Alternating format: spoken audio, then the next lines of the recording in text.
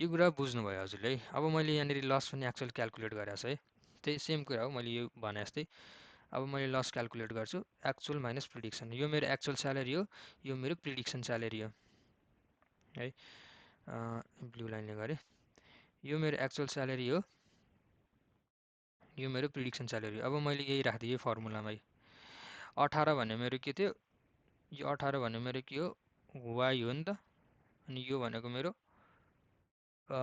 Why ह्याट हो। मैले square किन लिइरहेको छु भने नेगेटिभ हटाउनलाई। अब कहिलेकाहीँ मेरो नेगेटिभ पनि आउनसक्छ। जस्तै कि हेर्नु है, यो पोइन्टमा हेर्नु भयो भने के हुन्छ त हेर्नु त। मेरो एक्चुअल थियो सपोज, यो सर यता गएको छ, कति छ यो, एक्चुअल थियो मेरो 32 ल 32 थियो। तर मेरो प्रिडिक्सनले के भन्थ्यो, हेर्नु त प्रिडिक्सनले के भन्थ्यो, 40 भन्थ्यो अरे ल 40। अब यो घटाउनु त 32 माइनस 40 गर्दा त भ्यालु नेगेटिभमा आयो नि त होइन। होइन 32 माइनस 40 गर्दा कति आयो त, 32 माइनस गर्दा -8 आयो। भनेपछि नेगेटिभमा आयो। नेगेटिभको भ्यालुलाई चाहिँ स्क्वायर गरेर मैले पोजिटिभ गर्दा क्या है, पोजिटिभ गर्दा। किनभने पछि हामीले सबै जोड्नुपर्छ नि त। अनि माइनस रह्यो भने त घट्छ नि त है। त्यही भएर हामीले स्क्वायर लिएका छौँ है यहाँनिर। अब अरू यो अर्को, यो फर्स्ट पोइन्टको लागि 18 र यो सेकेन्ड पोइन्टको लागि भनेको यो 22 र यहाँ अलिकति रफ भयो है, म यसलाई चाहिँ क्लियर गरिदिइहाल्छु।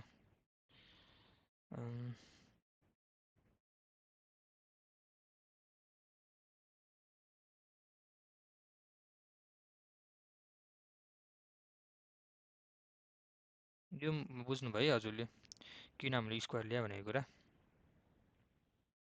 सबै मेट्यो। ल हेर्नु अब अलिकति क्लियर भइसक्यो। ल अब यो मेरो फर्स्ट पोइन्ट हो।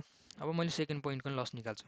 सेकेन्ड पोइन्टको लस कसरी निस्किन्छ, सेकेन्ड पोइन्टको लस 22 माइनस 1.4। सो 22 भन्ने के छ हेर्नु है, 22 भन्नु एक्चुअल हो। यो मेरो एक्चुअल हो नि त 22। यहाँनिर चाहिँ एक्चुअल प्रिडिक्सन के थियो लाइनले दिएको, यो मेरो 1.4 जति दियो ल है। यहाँबाट पनि दिन सकिन्छ 22 माइनस 1.4। अब यो डिस्टेन्सलाई के भन्छ, कति लस भएर चाहिँ हुनुपर्ने यो थियो तर भयो यो भनेपछि यति लस हो नि त, यो घटाएको हो क्या। त्यही भएर यहाँ घटाएको लस निकालेँ अहिले मैले देखाएको जसरी।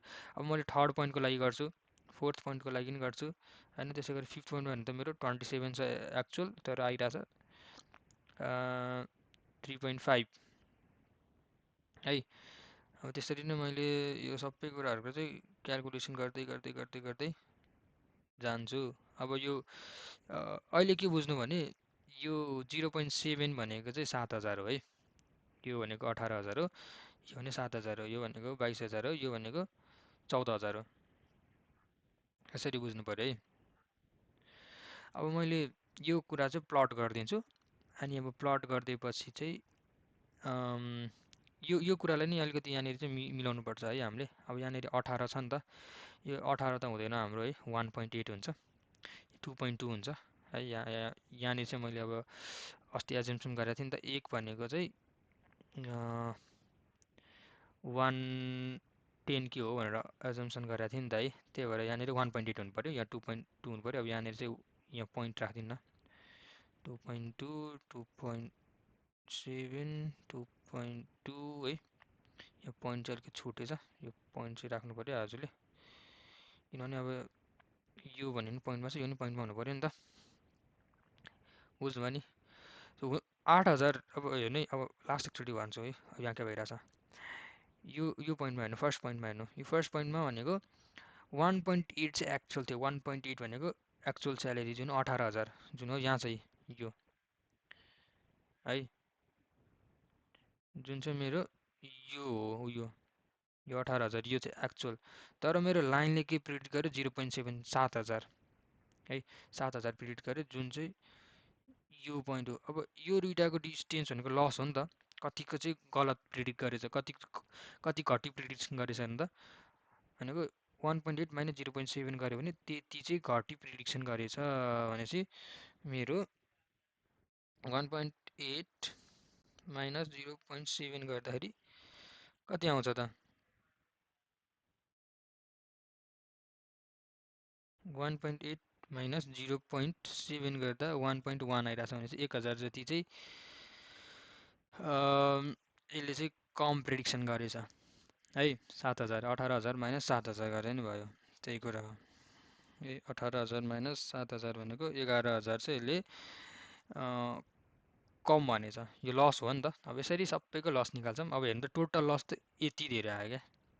अब यो एम र भ्यालु चाहिँ चुज गर्नु भएन किनभने यत्रो धेरै लस निकालिरहेछ क्या है। यो चाहिँ एकदमै कम हुनु पर्यो।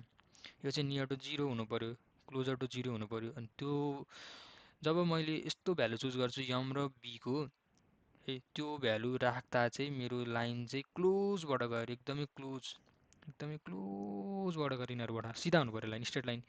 अनि लस पनि एकदमै कम छ, जिरोको नजिक आयो भने मैले त्यस्तो खालको लाइन चुज गर्नु पऱ्यो है। हाम्रो मेन यसरी हो। अब लसलाई चाहिँ कम गर्नु पऱ्यो। अब यो लस चाहिँ जिरो हुनु पऱ्यो है। कसरी थाहा हुन्छ?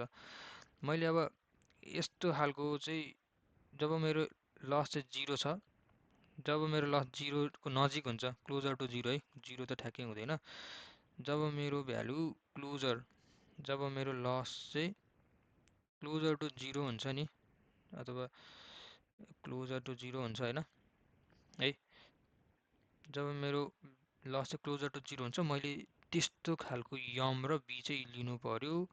अनि त्यस्तो खालको यम र बी हालेर चाहिँ लाइन ड्र गर्नु पऱ्यो। अनि मात्र मेरो लस चाहिँ कम आउँछ, यो यिनीहरूको डिस्टेन्स चाहिँ कम आउँछ अनि मेरो भ्यालु एक्ज्याक्टली मिल्छ। अब मैले त्यस्तो खालको लस चाहिँ कसरी पत्ता लगाउँछु भन्दाखेरि हामीसँग अर्को कन्सेप्ट हुन्छ ग्रेडियन्ट डिसेन्ट। त्यो ग्रेडियन्ट डिसेन्ट बुझ्नुपर्छ है हामीले। अब यहाँसम्म हजुरले बुझ्नुभयो। अब हामीले कसरी चुज गर्ने हाम्रो योभन्दा अगाडि अलिक मैले के भनेको थिएँ, हाम्रो लाइन चाहिँ यम र बीबाट बनाउँछौँ। यमले चाहिँ रोटेट कसरी गर्छ, बीले चाहिँ तलमाथि कसरी हुन्छ भनेको थिएँ है। अब मैले यो भिडियोमा के बुझाइरहेको छु भने हाम्रो लाइन ड्र गर्छौँ। अब लाइन त ड्र गर्छौँ तर अब यो लाइनले त लस दिइरहेछ क्या। हेर्नु त एक्चुअल भनेको यो थियो, प्रिडिक्सन भनेको यो थियो। यति यति चाहिँ इरर आयो नि त, त्यसरी यहाँ यति इरर आयो, यति इरर आयो। अब हामी सबै इररलाई जोड दिन्छौँ, यति इरर आयो होइन। अब यो एम र बी चुज गरेको मैले ठिक रहेछ रहन्छ किनभने यति धेरै लस आइरहेछ, यति धेरै इरर आइरहेछ है। अब मेरो लस चाहिँ कम हुनु पऱ्यो, त्यस्तो खालको एम र बी लिनु पऱ्यो जुन हाल्दा चाहिँ मेरो लस चाहिँ नियर टु जिरो हुनु पऱ्यो है। अनि मात्र मैले चाहिँ त्यो एम र बीलाई राखेर मेरो इक्वेसन बनाउन सक्छु। अनि मात्र फर्दर प्रिडिक्सन गर्न सक्छु अनि मेरो एक्युरेट भ्यालु आउँछ। यो कुरा बुझ्नु पऱ्यो। अब नेक्स्ट भिडियोमा चाहिँ म आई मिन नेक्स्ट स्लाइडमा चाहिँ म के गर्छु भने कसरी चाहिँ यो लस चाहिँ घटेर कसरी चाहिँ यम र बी चाहिँ अटोमेटिक चुज हुन्छ, कसरी अटोमेटिक चुज गर्न सकिन्छ, कुन फर्मुलाबाट हो त्यो कुरा बुझाउँछु। त्यसलाई हामी ग्रेडियन्ट डिसेन्ट हुन्छ। यो कुरा मैले किन हजुरलाई यसरी बुझाइरहेको छु भने इनडेप्थमा हाम्रो पछि हाम्रो जति पनि आर्किटेक्चरहरू छ पछि पढ्ने होइन डिप लर्निङमा, अथवा भोलिको दिन तपाईँले च्याट जिपिटी जस्तो मोडलहरू पनि सबै यो लिनियर रिग्रेसनकै बेसमै बनाएको छ है। सो तपाईँले एकदम बुझ्नुपर्ने हुन्छ ग्रेडियन्ट डिसेन्ट भनेको के हो, यो लस भनेको के हो। लस भनेको इरर रहेछ, यिनीहरूको डिस्टेन्स एक्चुअल माइनस प्रिडिक्सन, यसरी चाहिँ बुझ्नुपर्छ। त्यही भएर मैले एकदम डेफमा लगिरहेको छु है यो भिडियोमा चाहिँ। अरू चाँडो गर्न सक्यो होइन, सर बुझ्न सक्यो, तर यो चाहिँ किन फाउन्डेसन हो। यो फाउन्डेसन नबुझिकन भोलि पर्सि तपाईँले च्याट जिपिटी कसरी काम गरिरहेको छ बुझ्नु हुँदैन क्या। त्यही भएर फाउन्डेसन चाहिँ बुझ्नु पऱ्यो है। त्यही भएर मैले यति डेफमा बुझाइरहेको छु सबै एम र बी भनेको के हो, कसरी चुज हुन्छ, लस भनेको इच एन्ड एभ्रिथिङ मैले कभर गर्न खोजिरहेको छु। सो यसलाई चाहिँ हजुरले बुझिदिनु पऱ्यो है।